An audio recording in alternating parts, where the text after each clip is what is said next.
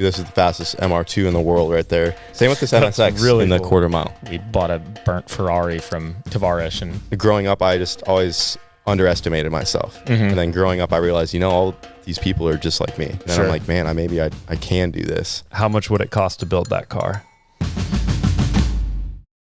We have a super special guest on today's episode of the Sent and Bent podcast. He's from the YouTube channel Boosted Boiz. He's the original one to do a shopping cart go-kart. He builds crazy fast cars for street racing and drag racing. We're about to get into an awesome conversation with him. And I want to thank the first few members supporting this podcast through the Premium Members Club. Our first signups are Rich Owen, Buster Friendly, and DA.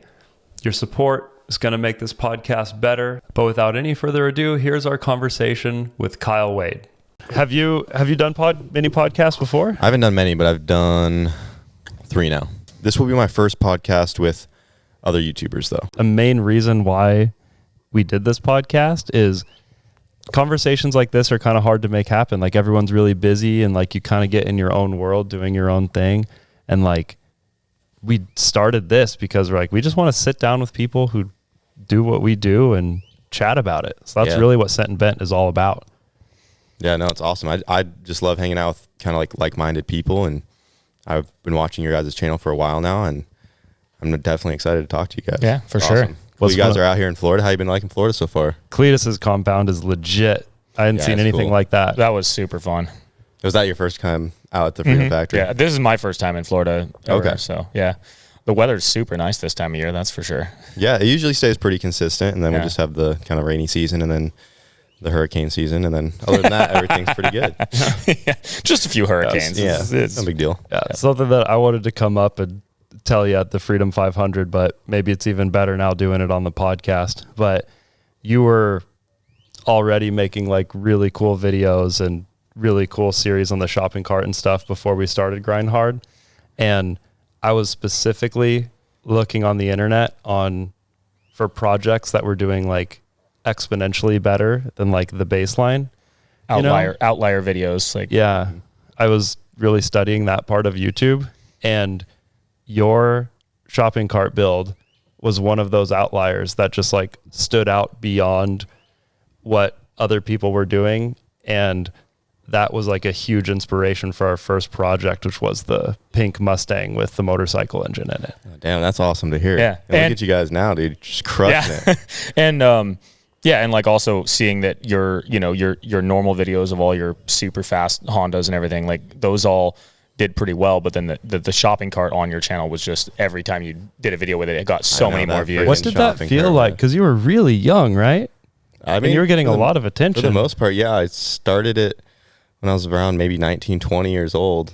And yeah, some of the first videos were with that freaking shopping cart. And at the time, I never really had much interest in it because it started as a welding project that I just, happened to have lying around. I was like, maybe some people would be interested in this thing. I thought it was cool, and I didn't see anything else like it on YouTube. And then I started posting random videos about it and just started going crazy. And I was like, I just kept going. I was like, I guess they want to see more of this little shopping cart. But my mindset was like, oh, I got to build, like cool cars, and that's going to really draw attention. But, it's also just like the little cool stuff like you guys do that also just brings in a huge crowd.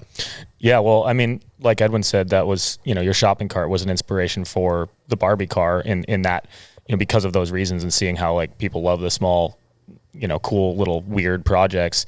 And then we ended up just never getting away from that. Like we started with that, and we had the same thought, like, oh, we'll do this weird little thing, get some attention, and then we'll build cool cars because that's what people care about. Yeah. And we never got to building actual cars because the little stuff was actually, it was way more fun than we thought it would be to drive and build and stuff, but also just like that was what kept getting the attention. So we're like, might as well just lean into it and build some ridiculous Power Wheels. Yeah, if it ain't broke, don't fix it.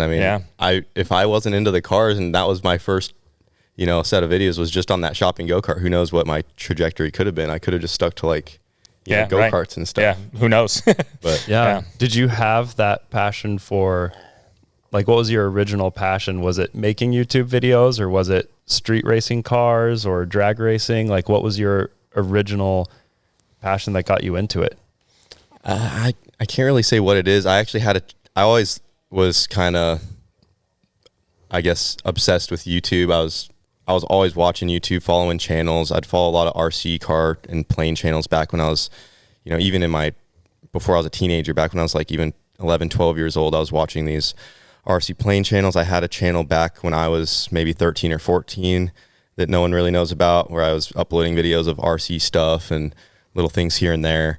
And then, kind of grew out of that, went to school, forgot about it for a while. And then I picked back up on it when I got a car. I started following, car channels. A little background of myself is I grew up tinkering on RC cars and planes and all that because my dad was into RC airplanes, and my grandpa's kind of like a mad scientist. He's always building like homemade stuff. And I had started watching car YouTubers, and at that time I had built my Civic, and I felt like it was pretty respectable, and we kind of had the same group of friends around us, and I thought that we could just kind of make the same sort of content, and I just really enjoyed hanging out with my friends and filming it and just putting it out there. And I don't know what about it really struck me, but I don't know, I was just always passionate about making videos. Really long way to answer that. But yeah, I mean, it's just hard to think about. I just haven't really thought about that stuff in so long. Right. I haven't been asked these kind of questions really since I've started any of it. Yeah. That's what we're here for, because it's important to the storyline is you as a person, but also like those kind of like original bits of inspiration are the most natural, because once you had some success and like maybe other reasons or things dictate like keeping you going and like what car you're going to build and whatever, but that original passion is something that sticks with you, that I think has been in your videos all along. If you only care about the thing that you're building and not telling the story, unless you have somebody else to help tell the story, like it's just, you got to have passion for both. Yeah, I think channels that try to create things without passion, it's going to be much harder for them to make it stick with the audience and kind of resonate with the viewers. And exactly. I think that's the only reason I've taken it where I have, is just because I truly just enjoyed what I did, and I never started the channel to make an income, or I was just sharing it with whoever happened to come along. I didn't have that initial intention of this is going to be a business one day. I was just putting stuff out there because it was just fun to me. For sure, and that's the most natural and organic way to do it. Yeah, because I mean, even back then, now it's really known that YouTubers are making good livings and all that. But back when I started, I didn't know YouTubers were making any money. I literally thought it was just a hobby that people did, was make YouTube videos. For sure. Because at that time it was. Yeah, absolutely. There was no AdSense, none of that. There was only the top tier of YouTubers were actually capitalizing on their audiences. So the money and everything wasn't even a thought for me. I was just having a good time. And I was like, I bet we could I just enjoyed making videos and just like my perspective, the camaraderie between my friends, and just, that's awesome. Just living our lives. Yeah, absolutely. And you kind of showed, for the first that I saw at least, for the first time, this kind of like super low budget builds, racing Lamborghinis on the street and stuff and winning. Yeah. Like that was so cool for me to see. Like as you were posting that stuff, I was like, wow, this is like so cool. I didn't know that you could make a Civic pass these expensive race cars on the highway. Yeah, and I had no idea. That was definitely what I was going for. Is like kind of like the sleeper aspect. Right. And yeah, that's the one right there. That's the same hatch. That was my first car when I was 16 years old. Really? I just got the engine bay finally painted on that thing. And I mean, because of that car right there, that's what grew my whole YouTube channel. I don't know where my trajectory would have been if my parents, they actually bought me that car as my first car, and because it was a cheap, reliable little daily. And at that time I was just starting to get into cars, still not knowing a thing, and I was like looking at Subarus and Evos. I'm like, I want to get one of these. And we went and test drove a WRX with my dad, and then he got back and told my mom, he was like, yeah, there's no way we're getting this for our son. So they got me a little Honda Civic, and little did they know it had the biggest aftermarket support in the world. Right. I was like, like I said, I knew nothing. I was like, does anyone even modify a Civic? And I look it up, and sure enough, the whole world has been through their Honda Civic phase if you're like a car guy. So. Was it a manual when you got it? Yeah. Nice. I couldn't even drive manual when I first bought it. My dad had to drive it home for me. No. That's funny. You didn't necessarily pick a car with so much aftermarket that's like a known race car. It just kind of happened upon you, almost a thing. It just kind of happened. It was fate, man. It was. I was just meant to be a Honda boy, I guess. I guess so. I wouldn't have it any other way. I awesome. I love them. Yeah. That's That's super cool, actually. And it's super cool that you still have it. And what are you doing with it? What's the future of that car? I see for those listening, there's no engine in the bay, but the bay is really nice and clean. Yeah, no, I'm almost like quote unquote done with it, but you're like never done with anything. Yeah. But I'm just trying to get it to a point to where it's at the power level I like, and it's just reliable, and I can go take it out, have fun with it whenever I want. And I mean, it's right at the times I want it to run. It's almost going, if it goes a little bit faster in the quarter mile, it's going to break its cage cert to where it's running too fast, where I would have to upgrade the roll cage. So I'm trying to make it as fast as the roll cage will let it be. And once I get it up to that point reliably, I'm just going to leave it like that, bring it to events, have fun with it. And what is that quarter mile time that is right at the cutoff point? 8.5 in that car. So 8.5. That is not slow. No, it's come a long ways. Yeah. And is it just front wheel drive? That one's all-wheel drive. All-wheel drive. It used Nice. to be front-wheel drive. Yeah, I mean, as they all did. Yeah. But yeah, I converted it to all-wheel drive, and that was a big part of the channel's progression, was just seeing my journey on making my Civic faster and faster, because we started with street racing. We go out, like you said, racing GTRs, Lambos, whatever. Yeah, the one where you did the GTR spitting flames was in the thumbnail, I think. That was like one of the first ones that I saw. And then you gapped that thing, and I was like, what the heck? Because I knew how much GTRs were, but I didn't know how, it's only when I started following your channel and seeing how relatively inexpensive it is to make a Civic go faster. I was like, what the heck? This is so cool. I was definitely on a budget, and it just happened to come together perfectly, because I don't think you could make any other car as fast as a Honda at that time on the street. For the money. Yeah, I would argue that that's the best route to go, is like a turbo Honda Civic build, at least at that time. Maybe now times have changed, but at that time it was just... I mean, their engines can just hold up to so much boost. Yeah. Like factory. And yeah, and there's definitely stuff that would be faster, perform better, maybe at a proper drag strip. But what Hondas are also known for is, since most of them are front wheel drive, they don't get off the line very well. So their ET kind of reflects that. But out on the street, they always mile an hour really high in the quarter mile. So when you're like roll racing people, it's hard to catch them on the top end when you're racing a properly built Honda. That makes sense. Yeah. So if you don't have to worry about the first when there's no launch. Yeah. There's no launch. Yeah. And it was just so fun going out roll racing with our buddies, and it was just always been a passion of mine. I don't know. That's awesome. Just having fun. Yeah. YouTube videos came second before just having fun doing what we want to do.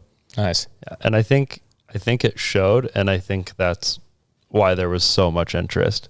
Like, you were just having fun. Yep. Yeah, that's all it is. At this point, I feel like that's all it can be, is they just like to follow my genuine interest in journey. Because I always say it, I feel like I'm just pretty average overall, except for the fact that I'm just really committed to, trying to reach my goals. Yeah. Were you worried about kind of taking that 180 from like primarily Honda content to the Tesla stuff that you've been doing? A little bit, for sure, because a lot of our viewers are definitely like diehard, combustion engine guys, and a lot of the car scene doesn't like the whole electric wave that's been coming. But there's also, a whole new audience that has now found us because of it. So it's kind of hard to say. And was that pivot kind of just a genuine interest? Like, you wanted to figure out like how Teslas worked and it was just all out of genuine interest. I hopped in a buddy's Plaid once, and I was like, these things are insane. I got to get one of these. Yeah. At that moment, I didn't think, I got to find a way how to make a video about this and, to convince my audience it's cool. I'm like, no, this is cool because I think it's cool. Yeah. And I'm going to get one. Yeah. I'm going to do something cool with one. Yeah, absolutely. Do you want to talk for the people who may not know, like what you've done with Teslas thus far? Because it's super, super cool. Yeah. Well, I mean, we picked up a wrecked Model X Plaid on Copart, and then we cut the entire body off of it. And while the body was off of it, we also drag raced it, and it became the fastest Tesla in the world because we gutted about 1,000 pounds out of the thing. And then after we did that, we cut the floor out of a 01 Honda Odyssey minivan and put it on top of the Tesla Plaid. And now we have the world's greatest sleeper minivan. That's awesome. You really, really do. I see the one right outside. Right over there. Even on the way back home yesterday from the Freedom 500. It just looks like somebody just put some dumb wheels on an Odyssey and slammed it. It's like, why would you do that to an Odyssey? Because it's not like super shiny. It's got some dents and mismatched panels and stuff. It's just she just looks like an old beater van. That's awesome. And we were, like I said, we were on our way back from the Freedom 500, and we were racing Mustangs and other Teslas on the way home. It's just such a fun car. Sounds like it. And even though there's might not be a ton of love for the electric stuff, I feel like everyone on our channel definitely agrees that the Odyssey is pretty cool. Right. Even though it's a Tesla. They're like, I got to admit, that's sick. Yeah. Yeah. I mean, you can't complain about it. That's the angle I took. I was Right. like, how can you make a Tesla cool? Right. You got to do something just out there with it. So. Yeah, because if you just buy a Plaid and like drag race that, like that's kind of boring. It's really, I mean, it's very boring. But then you turn it into an Odyssey, and then now it's cool. Exactly. having been at an electric car event where there was like 20 Plaids just racing all day, extremely boring. The first time you see a Plaid do a 9.4 or whatever, like, wow, that's impressive. And then after 20 of them do exactly the same time with different drivers that just like had decent credit and went and bought. It's like, who cares? I'm ready to start talking about something else. Yeah, exactly. Yeah, just start talking about boring. Plaids. Everyone wanted. They're like, all right, moving on. Yeah, we get it. Exactly. Yeah. Yep.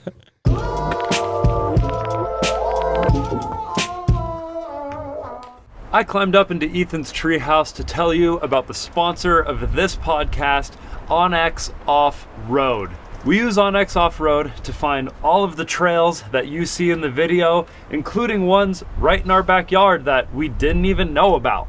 OnX shows you if a trail is going to be closed or open, if you can do it in a high clearance or low clearance vehicle. There's snowmobile trails, live forest fire data, which is a big deal around here, especially this season. We've been using OnX Off-Road for over a year now, and honestly, I don't know what we would do without it. And we have a really good deal for you guys. OnX Off-Road for Stress Awareness Month is doing a big discount. They're offering 30% off premium memberships and 50% off elite memberships. You guys can't sleep on this one. Check it out using our link in the description or the show notes of this podcast. So show the first official sponsor of this podcast some love.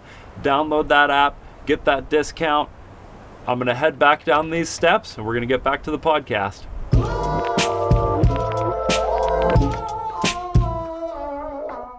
Yeah, it's cool the progression of it though, and I'm sure like that interest just came from a love of speed. Yeah, that's all it is. I just like the feeling of acceleration and just straight line speed. I don't know what it is about it. Have you done like the slingshot in Daytona? I have not. That's the big ride, right? Yeah, it's where it just shoots you in the two ball. Vs. Yeah, Will and I did it before we talked to anyone from Florida because it was like it's like 5 Gs. It's like 0 to 100 in 2 seconds. Oh, really? I gotta do that. You would love it for sure. That sounds but sick. we did have a conversation with quite a few people, and every time they heard that we did that, they're like, yeah, we have this rule in Florida that's don't ride privately owned rides, because I guess those slingshot type people, like someone died recently, and then there's like problems with like privately owned carnival you rides. had me sold, and now you have me thinking They're not super safe is the bottom This line. one seems really legit. I don't know. I would highly recommend it. It was like I don't get afraid of roller coasters or anything like that. I mean, the kind of builds that we make are so much more adrenaline seeking things that a roller coaster or even like a thing that drops you out of the sky or even skydiving doesn't really get my heart to go pitter pat. Like you get that first little bit of free fall and then you're just coasting. But this slingshot thing, 5 Gs of just instant, hits a little different. I guess I'll have to go check it out. Yeah, maybe next time we end up in Florida, we'll just all go. I'm slingshot. down. Yeah, we'll bring the jet boat and the shopping cart, and you were poking around the shopping cart and telling us a few little bits about it. But what did that idea come from, and what did it mean for like the growth of your channel? And just it seems like it really brought a lot of attention to what you were doing. Yeah, it really did, and it's crazy because, like I said, I definitely was really interested and wanted to work on it and make it what I wanted it to be, but my main focus was on the cars, and I was like working really hard to make a cool video with the car, and I'd post that, and it would do whatever, and then I'd drag the shopping cart out, do something minor to it, and the views are just double everything else I'm doing. So the main focus on that thing, though, was I was originally building it to be a little drift trike to go down hills, except with a shopping cart body, because me and my buddies were making a whole bunch of drift trikes at the time. I thought a little slam shopping cart would be cool. I originally got it from a skate park because I used to scooter, and the kids would always bring shopping carts over from the nearby Walmart. So there's all these crumpled up, beat up shopping carts left around the skate park. So I took one home one day and I started chopping it up, and I started working on it in my welding class, and then eventually I put a motor on it, and then it sat forever. And then once I finally came back around to doing a YouTube channel, I drug it out of the shed. Everyone's like, that thing is so cool. We want more updates on the shopping cart. And I just kept working on it. And it's crazy because at that time, that shopping cart was almost like half my audience, I feel like. It was like half was here for my Civic and half was here for a little shopping cart I was tinkering on. All your comments of like the sleepers and street racing were always like, where's the shopping cart? Is the shopping cart working? Like, I remember that. Yeah, I know. And like I was telling you guys before we started this, now that I saw your guys', was it a CBR 600? 900. Or 900? Oh, yeah, 900. But it's an older, all right, though. No, it's an older carbureted 900. So like it really has less power than a modern CBR 600. It sounds more impressive, but it's only like 100. But I mean, to strap that to something that's as small as a shopping cart is still pretty. Yeah, it still crazy. has 100 horsepower, so 110 or something. I was like, that. I gotta step it up. Dude. Yeah. Ours is sketchy too. You'll see it in person and you'll be like, that looks like it was handcrafted by a Swindle Willie in 10 days, which is because exactly it was. what it was. Yeah, It's awesome though. He's not It's known sick. for the most thorough building process, but And that I'm the same way. I'm not as big on the attention to detail sort of guy. I just kind of like get the concept done and going. Yeah. And that's where like Wyatt helping me out has really been a ton of help. But like I said, I don't have like a crazy skill set. I think I'm just really just dedicated to getting the job done and making it work, and coming up with cool ideas at the end of the day is what's most important, I think. Right. Yeah, for sure. Yeah, and for your personal enjoyment, just getting things done and getting it done fast and getting it running, that's when you're gonna have the most fun. Like if you're going fast and it works, that's what really matters as far as your personal enjoyment. Yeah, I definitely always try to think them through and make sure that they're actually they have the potential to work how you want them to. Right. Like when I'm building a car, like when we built this MR2, this is the fastest MR2 in the world right there. That's pretty cool. Yeah. Same with this NSX really in the cool. quarter mile. Wow. These are both the world's quickest and fastest. Really? Yeah. That's awesome. This one's been a 7.5 at 192. And then this one's been like an 8.8 at 166. This has no roll cage though. So I kind of just did it once and then haven't brought it back since. We're actually building another NSX that we're trying to go faster than the MR2 with. That's awesome. But Wow. even from the beginning, I just kind of planned it out. I was like, I know I can do this. I get my, audience in on it with me. I'm like, all right, guys, I think we can, go this number with this car, or we can make this horsepower with this car. And I try to do it in a way that's just unique and not cookie cutter. And I think it just comes naturally to me. I don't do it for the YouTube side of it. I just don't want to build something that's like everyone else's. Oh yeah, I'm 100% the And I same think a way. lot of people are like that. Yeah, so. anytime I see that it's already been done, like I'm like, I got to do it different, I was telling you, we bought a burnt Ferrari from Tavares, and last night we were talking to him about that, and he's like, oh, what are you going to do with it? And I had all these ideas for engines, and he's like, yeah, but do you want it to run? Like, just put an LS in it. And I was like, everybody's done an LS. And he's like, put a K series engine in it. And I was like, yeah, but somebody's already done that too. Like somebody already K swapped a Ferrari. Yeah, that is true. But if you do want to K swap it, I know a guy. Yeah, absolutely. But and I mean, maybe because we're also going to do very different things with it, and a K series would make a ton of sense, packaging wise. But yeah, the point is, anyone who watches our channel, I'm sure already knows, everything I build is generally something that no one's ever built before. It's I think that's really pretty safe to say. Yeah, it's very, and that's what I love is the challenge of, just trying to figure it out yourself and make it, make something that's new and interesting. It was beating the record for MR2, for example. Was that the idea from the start? You had this idea all right, I got to find the right car, find the right modifications, or is it you just saw a good deal on that car and thought it was cool, bought it, and then you're like, hey, maybe how much of a pre-thought process was there? So the reason I have the MR2 is because my goal is to just try to dominate people in street racing, because I've had the MR2 in general. Okay. It wasn't even about, it was just, I want to be the fastest guy on the street with what I am, familiar with, which is Honda engines and stuff. Because back when I was street racing the hatch and our YouTube channel was smaller and I wasn't worried about, people showing up to my front door asking about, why are you street racing, like police or something. Yeah. Right. That's the main reason I got away from it, is because it's hard to just throw street racing stuff out there, because it is, well, especially with the size of the channel now.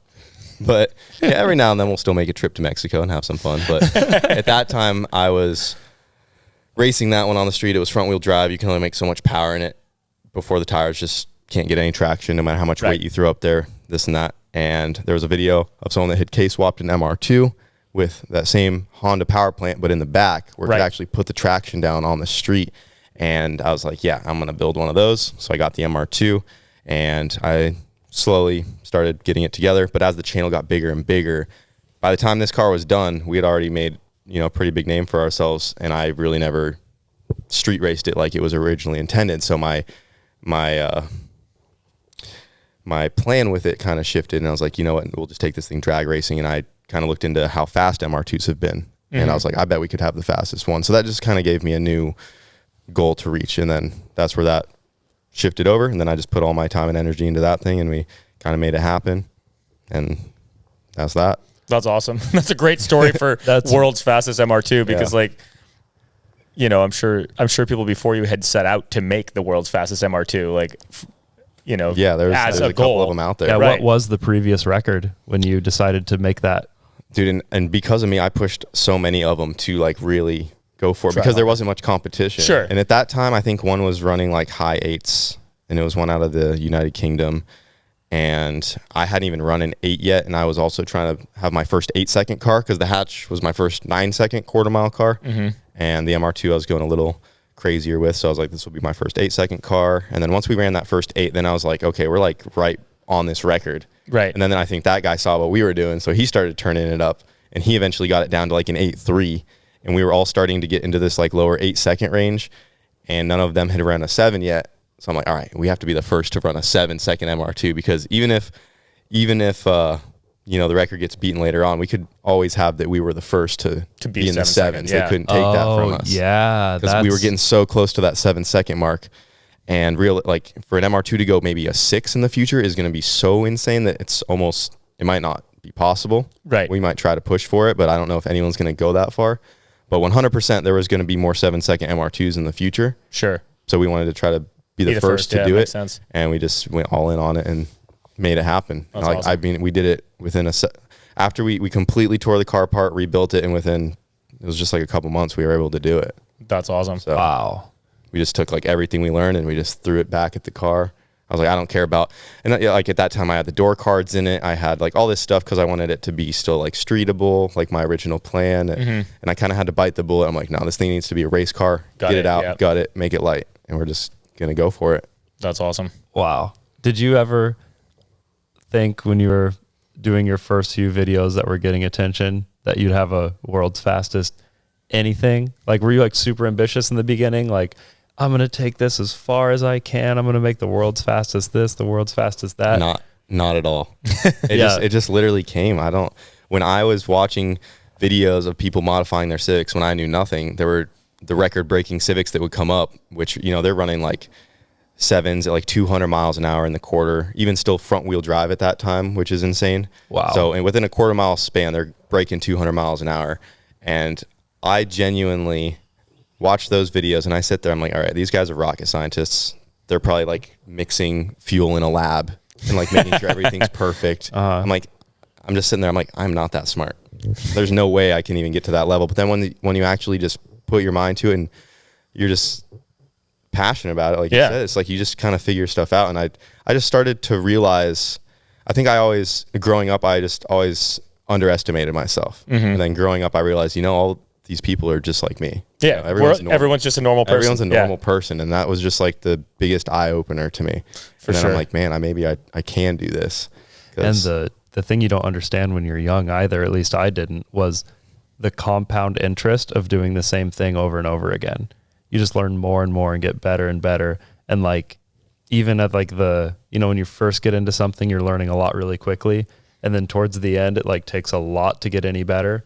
Like if you're playing the guitar or anything like that last 10% is so much harder to achieve than the first 10%.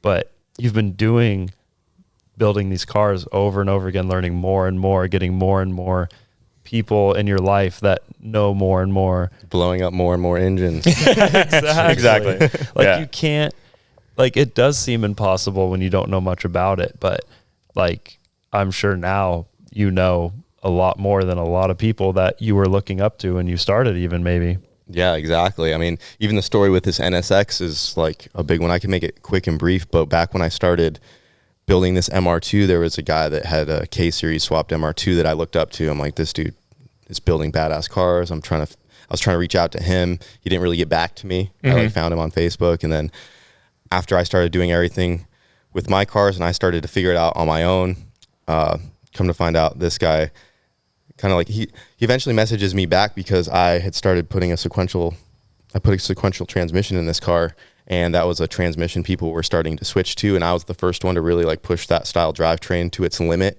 And now I got people turning around, like the same people that I was looking up to were asking me you for questions advice and like, hey, how do you do this? And it was just like just a kind of full circle moment. Where did that sequential transmission come from? Is it like an aftermarket thing? Yeah, it's made by a company called Quaife, and it basically just takes the factory Honda bell housing and it just fills it with all new gears and innards and then a aftermarket outer casing, and it changes them from an H pattern to a sequential, and it's all straight cut dog gears. That's cool. And a lot of people back then were saying that they weren't going to be strong enough to do what we did, but I had been talking to people that have been working with Quaife, and they said they had come out with this new gear kit that's rated for the power that we're trying to do. I'm like, I don't know why it wouldn't work. So we were the first. Everyone was so scared of them because they made like a rally orientated set that wasn't rated for the power, and people were putting them on drag cars and breaking them because they just weren't made for that. So everyone just was like, yeah, those are junk because they weren't designed to do that. But then they made a set that was actually designed to drag race, and we were the first to really push on one. And after people saw what we did with the MR2, now you'll see them in a ton of Honda builds. They're just becoming more and more popular. They're just more reliable and robust. Sounds like maybe we should put one of those in the Ferrari. That's awesome. If you wanted to do it, that would be the way to go. They're really good. Yeah, the Ferrari that we bought yesterday is, I don't know, maybe you know Hoovie's Garage, the F355 that lit on fire. That's the one. Oh, okay. Yeah. So it has a little bit of YouTube legacy to it. And Tavares, when Will and I came a couple weeks ago, we were just walking around and he was giving us a tour, and, you know, we were filming, and he was like, oh yeah, like this is Hoovie's Ferrari that I bought and was going to do the 3-rotor in. And then I just got into other stuff and figured that's not me. I'm not the guy that does that. And you guys should buy it. And then later he was like, you know what, actually, because Freddie's so passionate about the story, the storytelling, the story of these cars. I think he was kind of, I won't put words in his mouth, but waiting for someone who was going to finish the story. And I think he saw that in us, and he was like, I don't know, I feel like we're kind of like knighted. Like, you guys can do whatever you want with this car as long as you finish the story, you know? Yep. So you guys can build Power Wheels. I'm sure you can handle this Ferrari. There you go. Yeah, exactly. Yeah. So, yeah, it's, you know, bit of a stretch from Power Wheels to Ferraris, but... But having a sequential shift in that thing would be really awesome. Yeah, and there's other... So it's that transmission. See that one on the pallet over there, face down with that billet housing? Oh, okay. That's one of them right there. Wow. That's the backup for this MR2. Wow. That is tiny, too. Yeah, they're very compact. Yeah. And you can mount it transversely in the back. So what could we do if we were going to put a Honda engine in a Ferrari? What could we do that would be notably different and interesting that, StanceWorks did that? Like, I mean, obviously we're starting with a totally different platform, going a totally different direction for the car. But like, I don't know that much about, you know, Honda engines and stuff. I mean, I know surface level stuff. So like, what would you do if you wanted to put a Honda engine in a Ferrari and do it very differently than what he did? Then like StanceWorks? Yeah. Well, then you got to be. I feel like the K series in the Ferrari, that's going to be somewhat similar no matter what. Sure. But obviously the opposite of StanceWorks is like off-road work. Yeah, right. So, exactly. Yeah. So, and that's the plan, is like more of a rally build. Yeah, especially with what you guys do and just jumping stuff like crazy. And the monster chopper, big wheels is kind of your thing. Yep. Right now. So yeah, I think but as far as the actual engine and turbo, like, is there like a combination that would be super different, but also really good? I bet you guys should do like a supercharger. I think that'd be pretty. A supercharged, yeah, because his is turbo. Yeah, and everyone turbos. And plus, if you guys kind of want that low end snappy torque, right? They make really good supercharger kits for the K series, and you could make an easy 400 to 500 wheel horsepower. Yeah, and that's all we need. I mean, and it would be a blast. We were thinking about supercharging our little jet boat originally. It just didn't have the room in the engine compartment. Sure.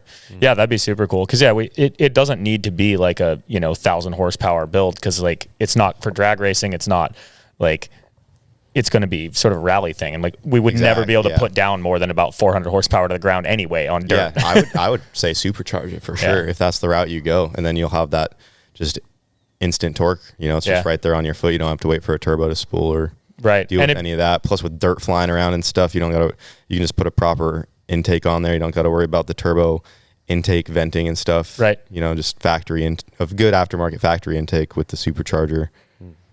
For sure. Yeah, that'd be super cool. And I mean, it's pretty much impossible to beat the like compactness and power to weight ratio of that drivetrain setup for packaging in there. Yeah, no, they're definitely good motors. There's a reason why they're everywhere. Yeah. Almost. I mean, so many content creators have done stuff with K series. They're just a really good 4-cylinder. They're so cheap. They're everywhere. They're in every junkyard. Everyone makes parts for them. It's just a no-brainer, especially in the 4-cylinder world. For sure. But I have a money question for you about the MR2. What's that? So obviously you built it online, so anyone can see exactly what you did, but you still hold the record, right? Yeah. So if someone was going to start from scratch, try to at least match your record, following what you did, how much would it cost to build that car? It'd be hard to say.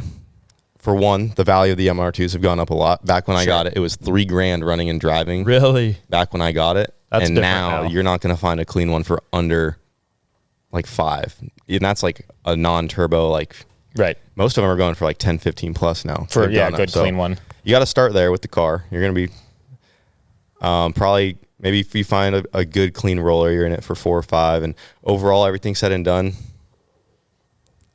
you're probably going to be in that thing at least 60, 70 grand. All said and done. But for the world's fastest, that's not much. Fastest. Yeah. That's not crazy. No, it's really not. There's guys spending hundreds of thousands on cars to go, slower than what the MR2 is capable of. For sure. It's just that Honda platform. If it was a 8-cylinder engine, the engine alone would have been twice as much to build, essentially. Right. It is kind of that way. A set of rods is twice as much for an 8-cylinder. Sure. It's just is what it is. Twice as many parts. I thought of it that way. That's a really good point. Yeah.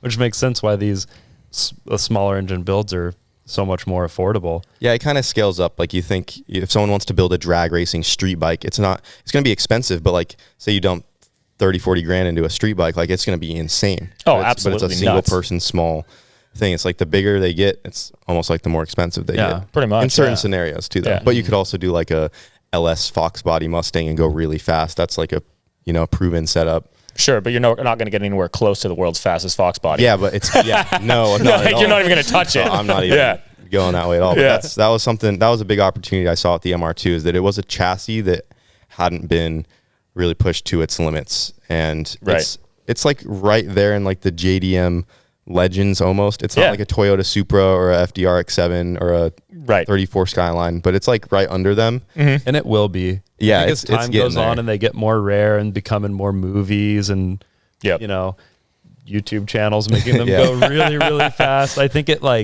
I've seen cars kind of get into that tier. Like even when I first started getting into cars, like an E36 M3 wasn't that big of a deal. But then like when Paul Walker died and his collection had 3 or 4 of those super rare versions, then they got like a lot more sought after.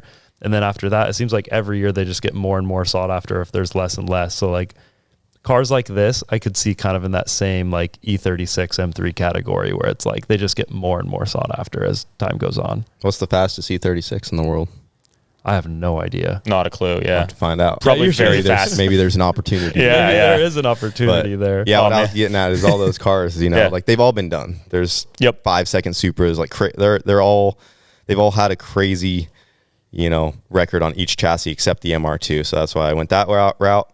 It kind of helped me make a name for ourselves. For sure. And same thing with the NSX. Anyone that dares to modify one, usually we'll just take one onto like a road course or something. You hardly ever see one of these at a drag strip because Right. they're kind of a rare, iconic car. But this one I got kind of already done up with a K-Series, so Nice. we just sent it. Where did you find that? This NSX? Yeah. So this one actually came from a guy that I looked up to before when I knew nothing from the MR2. So he used to have a K-swap MR2, got rid of that, put the setup in an NSX, and then when he was building this NSX, he was asking me questions about the sequential. Oh, that's cool. So that's the guy. That's so this one that came, same story. and then it eventually came up for sale. I'm like, yeah, I'm buying it from that guy because like that's awesome. That was like the cars he was building. I was kind of looking up to at the time as Sure. well. Yeah. That's such a cool full circle story. Yeah, that's super cool. Yeah, imagine if we copy and paste the question from the MR2 to the NSX. It's a completely different world just since the base car is so much more valuable. The base price will set you up there for sure. But as far as like the actual built engine and everything, it's probably quite similar, right? Yeah. As far as the engine package and transmission, it's basically the same thing, right? basically the same. The MR2's is a little beefed up. This one has an aluminum rod motor, whereas this one's still steel rod. So that one's definitely more dedicated race car now, whereas this one I can still drive it up and down the road. I could have taken this to the Freedom Factory if I wanted to. Yeah. And it's So 1,000 cool. horse NSX that you can just drive on the street. That's like the coolest thing ever. Like I feel like as a kid, like modifying cars in video games, like that's what I did. Yeah. I was like, do you guys, how much time do we have? Are we about wrapping up or? yeah, I think we should probably get going on the shopping cart. I really do want to see you rip that around. We could talk for 2 hours, I'm sure. I But I like talking. I just every time I get on a podcast, I just want to keep going. We got to save time for the to rip around the shopping cart. Though. Yeah. We've been talking about it so much. We definitely got to. Well, I'm gonna be here all day Monday, and I think a lot of Tuesday, so we could do another one. Ethan will be gone, but I'd be down. I'd be down. All right, cool. The only reason we have to cut this short is because I got to fly my friend out to the UK. My buddy Matt's visiting, and the reason I know him is because he got me better dealer prices, closer to dealer prices on those sequential transmissions. So that's cool. Where mine, his friendship formed. So that's awesome. He just so happened to be out here for the Freedom 500 and everything. Yeah. But I knew him back when I was putting that MR2 together, and he helped me kind of get that done. Yeah, maybe for our last few minutes of this, we should talk about our experiences of the Freedom 500. Yeah, I was. I saw the picture of your car on Instagram. It looked pretty sick. All 4 tires off the ground. Yeah, that was. I still feel the whiplash from that. That was quite an impact. But I mean, as I said, like 2 minutes after I got out of the car, I was like, well, there was no chance I was ever going to win that race. So like, I'm much more happy with a spectacular crash than placing like 12th or something. Yeah, because that's what I mean. When I was a kid, if I ever watched NASCAR, I didn't care at all who won. I just watched the crashes and I was like, that was cool. Yeah. That's usually how it goes. Yep. I don't even want to talk about my experience. I was bummed. I think I ran out of skill, honestly. I was on the 90th lap. I was taking my hand off to hit the nitrous. What place were you in? At that time. At that time, I can't remember. I was probably like 8th or 10th. Yeah, you were doing really good. I was like mid-pack. So yeah, you were just ahead of me most of the time, like 2-3 cars ahead. Yeah, that's what I was going for. I was making sure you could see my taillights. I think I was ahead of you very briefly at one point, and then after you crashed, it was maybe not. Yeah, I don't know. But either way, at one point, I battled my way up to 6th, and I was doing really good. And then I got spun out. It really set me back. I went all the way to the back, and then I worked my way back up to about the mid-pack, and then I started to use my nitrous. I was still working my way back up once again, but out of turn 2, I just lost it. I came in a little too fast. My tires were just getting hot, so it was just trying to slide. Plowing up, yeah, plowing up. And with one hand on the wheel, it just got away from me, and I just went up into the wall. Oh, that sucks. I just like caved the tire in and probably broke the end of the tie rod, but it didn't do too much damage to the car, but I did hit it pretty bad.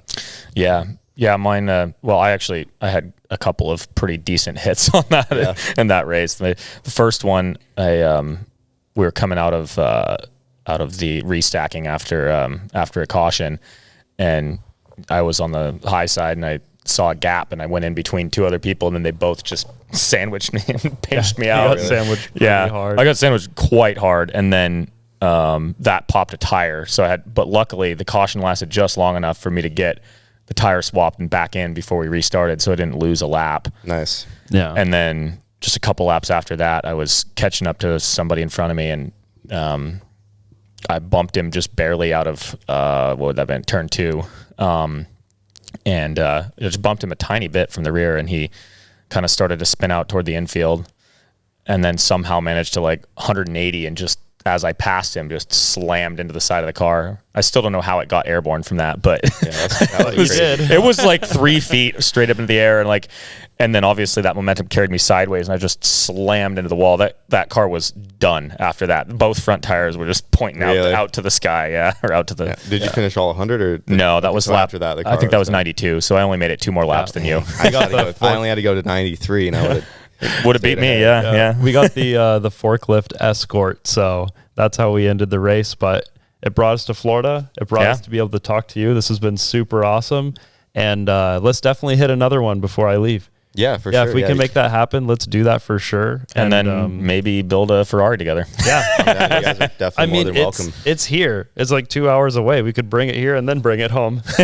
Yeah, if you guys want to start getting a parts list together. Yeah, we'll chat for sure. But that's the Sent and Bent podcast. Thank you for watching. It's available wherever you download podcasts, and follow Kyle because he makes some super sick stuff, and Boosted Boiz on YouTube and Boosted Boy Kyle on Instagram. Yeah. Boosted Boy Kyle, Boosted Boiz, either one. Cool. Yep. Check it out and stay subscribed because we'll be doing another podcast with Kyle right after this one. Oh yeah, I'm glad to see you back. And some other crazy Florida people. Yeah, there's a lot of crazy Florida guys out here. Yeah. I'm glad you guys got to make it out. This was really cool. That's awesome. There's so many people doing cool stuff here. It's awesome to be around that. Yeah, you guys should come out more. Yeah, and it's nice. We should come in the winter when it's all rainy. At home, yeah, exactly. Thanks. That was fun.